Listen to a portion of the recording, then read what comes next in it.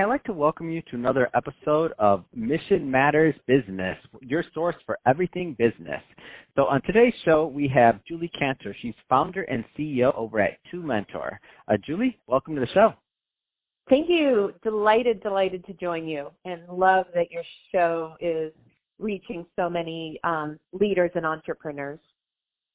So I'm excited to get into today's topic, and we're going to focus primarily on building mentoring cultures in the workforce and why that's important. And so before we do that, though, give us an overview of what you're doing over at Twomentor as president and CEO, please. Sure. Well, I started my company about 4.5 years ago, and it's my 5th startup. I realized that so many major corporations had really good intentions about their workforce and employee engagement, but very few really were building and standing up sustainable mentoring initiatives to really help engage and retain their employees. So I decided I really wanted to train people to mentor and help companies stand up mentoring initiatives. So I left a 6-figure salary and just threw myself off a cliff and started Twomentor in October of 2015. Oh my gosh, I love this story. It's always so interesting to me to see how everybody ends up where they're at and why they started their business, how they started it. So awesome stuff there, and that's why we brought you on to talk about this topic. So let's just first off define what building a mentoring culture means to you as an expert. Sure. Well, as I have traveled now the globe, helping people understand the business case for mentoring, and my original assumption is that every leader mentors, every manager mentors. It's just part of the DNA of people who lead other people. And what I found out, Andy, is as I've gone out there that under 30% of people say that they have a mentor. And we're talking about managers, directors, vice presidents, CEOs, HR professionals, you name it. Under 30% will say they have a mentor. And under 10%, when I ask them who in this audience is currently mentoring someone else, under 10% are raising their hands. This stunned me because if you look, for example, Wharton and Gartner, Wharton University of Pennsylvania and Gartner did a study on a mentoring initiative in the engineering department of Sun Microsystems. 5 years later, people who chose to mentor in the study were the people who got promoted at a ratio of 6 times more. The mentees, people who were not ashamed to ask for help and wanted to grow, mentees got promoted 5 times more, and the retention rate of people who help other people in these mentoring initiatives, the retention rates were 20% higher, saving the company about $6 million in the cost of turnover.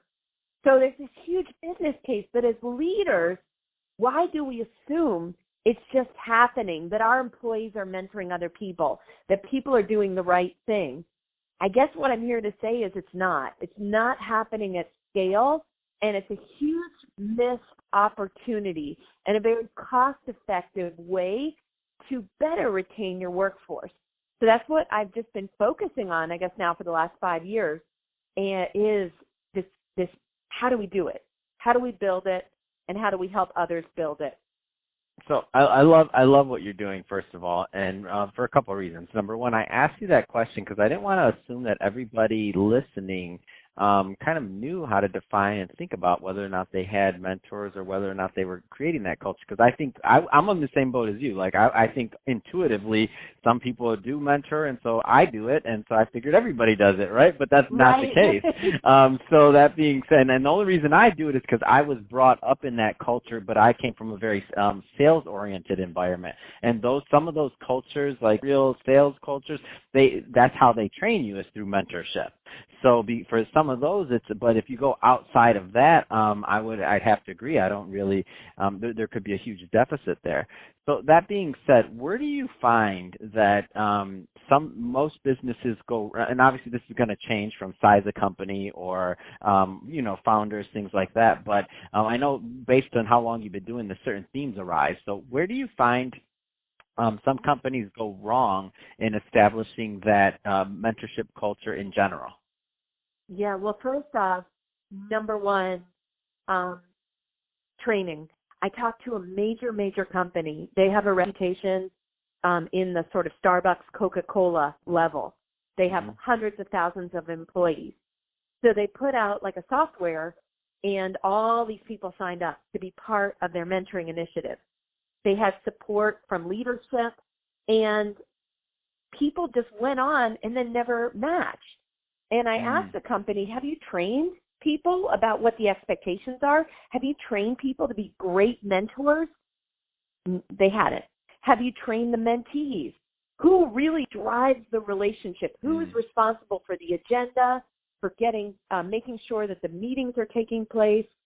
So that also hadn't happened. And third, what is the game plan? If I ask you, Annie, to be my mentor, am I saying, hey, for the next 50 years, will you be my mentor? Or are we looking at, let's get together 90 minutes for the next 9 months? And have I brought to the table goals? Where do I want to go and grow as an entrepreneur? And how can you, as my mentor, help me advance towards those goals? If I don't have goals, things will probably fizzle out. It's really hard to know how to help someone evolve, or the mentor needs to help them sort of come up with some tangible goals and ideally SMART goals. So I think that companies assume mentoring's happening. They need to be more aware of the value proposition of mentoring, and then they need to understand the people mentoring at their companies are the huge drivers of retention. And they're paying it forward. But a lot of times companies don't recognize those people, and then those people are mentoring 5, 10 other people, and they're burning out.